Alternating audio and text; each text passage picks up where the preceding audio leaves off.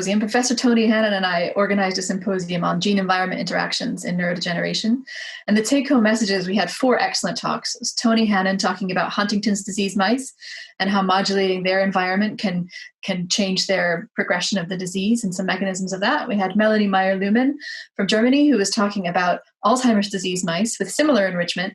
And her studies were showing modulation of the brain phenotypes with environmental enrichment. And they converged also on the microglia, the cell types that I talked about in my talk.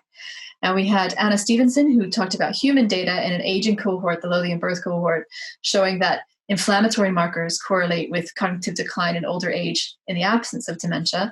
And finally, we had Gerd Kemperman, who's an expert on neurogenesis, talking about how modulating the environment in animals can enhance hippocampal neurogenesis. So the sort of take-home message from the whole symposium was that things that we do in our daily lives and our lifestyle, particularly in midlife, are probably able to change our brain and make it more resilient to neurodegenerative diseases.